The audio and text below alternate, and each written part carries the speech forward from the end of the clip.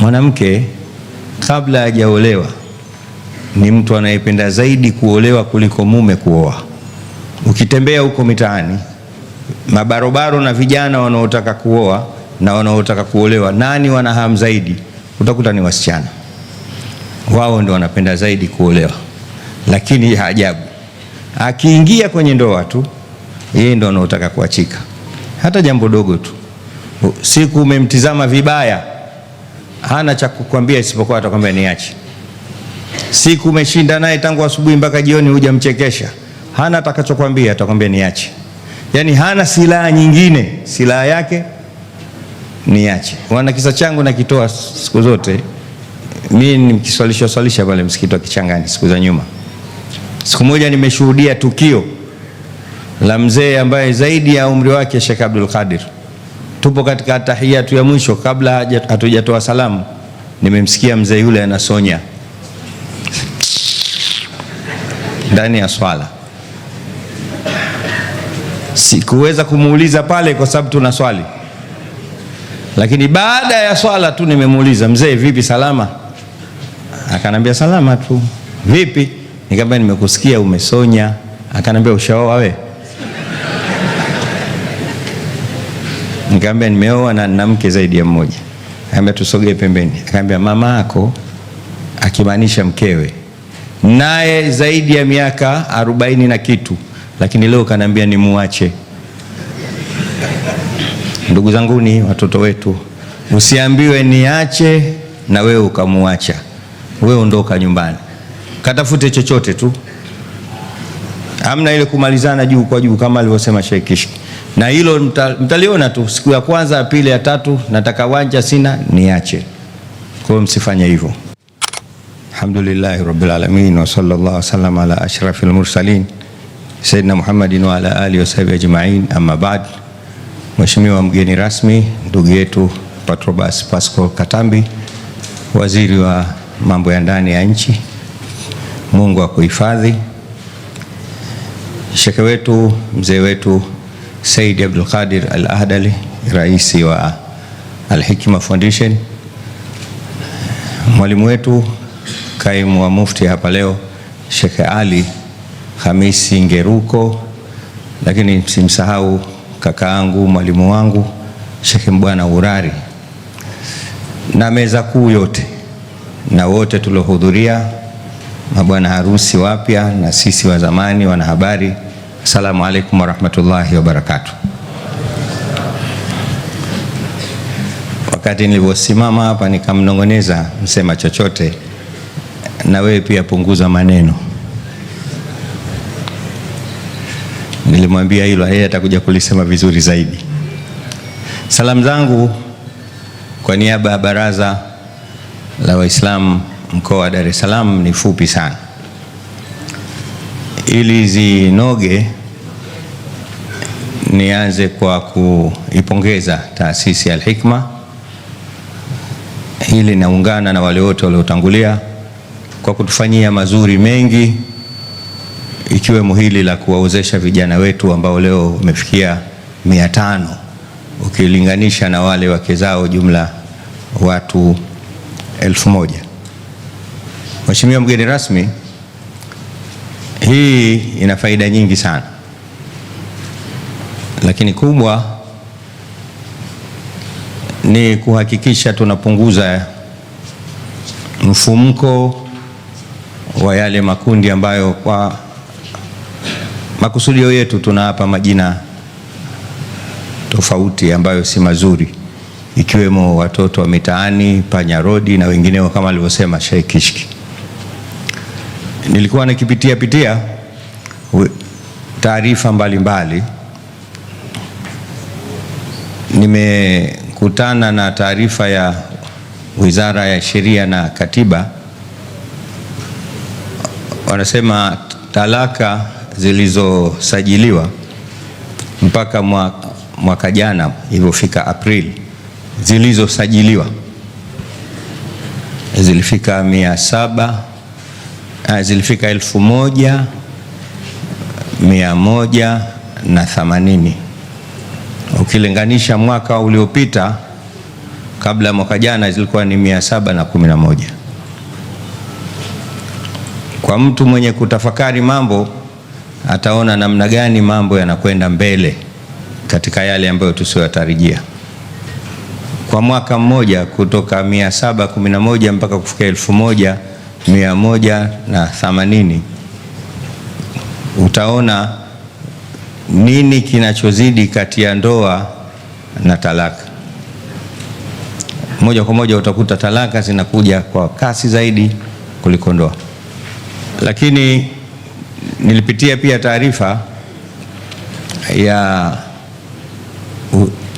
Wizara ya Maendeleo, Jinsia na Makundi Maalum. Huko ndo nilikuta idadi kubwa zaidi. Mpaka mwaka jana migogoro iliyohusisha ndoa na talaka ilifika 97,380. Ukilinganisha mwaka wa nyuma yake huko ilikuwa ni 31,173. Ni mara 3 zaidi. Kwa nini nimeanza hivi? Watoto wetu, vijana wetu ambao leo wameingia katika bakti hii, na waombeni mkaongeze punguzo la idadi hizi za talaka. Hizo nilizozitaja ni zile tu zilizokwenda serikalini na kusajiliwa. Sikwambii zile zetu zinazotokea kule Tandale, Kilungule, kwa Mparange, Magomeni, ambazo watu wanamalizana wenyewe tu, asubuhi sikutaki rudi kwenu, ambazo hazijakuja hata kwa Sheikh Kitogo. Ziko ngapi? Ukichukua hiki kilichosajiliwa ni kuonyesha hali mbaya tuliokuwa nayo, ambayo ndio inapelekea hayo makundi tuliokuwa huko tunayaona. Niwaombe sana, kama Qur'ani inavyosema, ndoa inashikwa na mume. Kilichokuja kwenye Qur'ani, vocabulary iliyotumika ni amsik alaika zaujaka. Amsik, nenda kamzuie mkeo. Imetumika neno kuzuia. Al-imsak ni vocabulary ya Kiarabu yenye kumaanisha kukikamata kitu kwa akili, busara, weledi, nguvu na umakini mkubwa, ndo al-imsak. Na ndio ilotumika hapa wakati mnaozeshwa, uzawijuka ala ma amara Allahu bihi min imsakin bima'rufin au tasrihin biihsanin. Kwa nendeni mkawazuie wake zenu. Kwa nini Mungu katumia neno mkawazuie? Tayib, namalizia. Mwanamke kabla hajaolewa ni mtu anayependa zaidi kuolewa kuliko mume kuoa. Ukitembea huko mitaani, mabarobaro na vijana wanaotaka kuoa na wanaotaka kuolewa, nani wana hamu zaidi? Utakuta ni wasichana.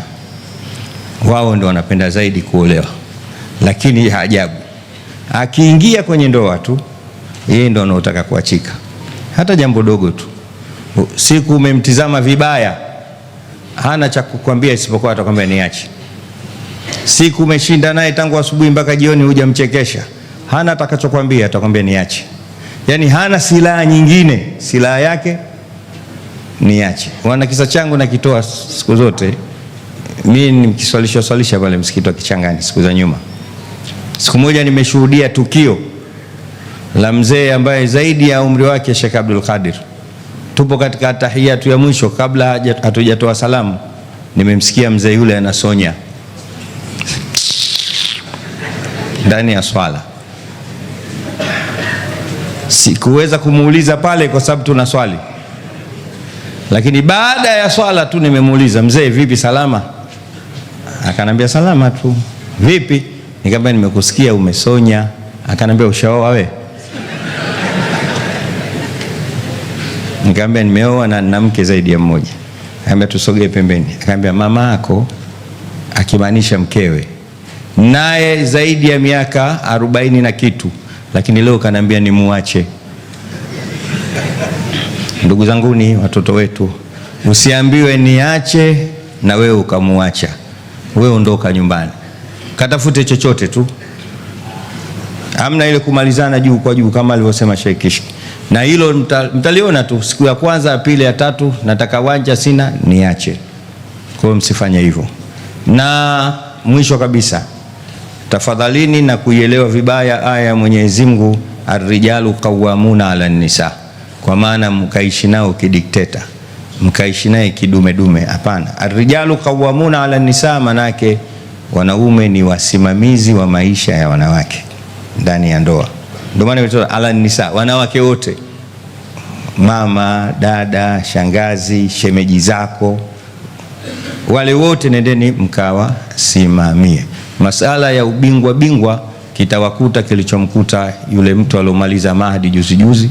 Kaoa mwanamke hajui kupika, maskini, vyakula vya kwao, ilikuwa ampeleke kwa shangazi zake wampikie, lakini yeye akaja na utaratibu wa kumwandikia aya ya Mwenyezi ya Mtume jikoni, inna Allaha yuhibbu idha amila ahadukum amalan an yutqinahu. Mwenyezi Mungu anapenda mmoja wenu akifanya jambo alifanya vizuri, kisha akaibandika ile hadithi jikoni. Mtoto naye maskini ya kumbe amesoma, akaielewa kwamba huyu anamaanisha mimi sijui kupika. Yeye akaibandua ile karatasi akaenda kuibandika kitandani. Assalamu alaikum warahmatullahi wabarakatuh.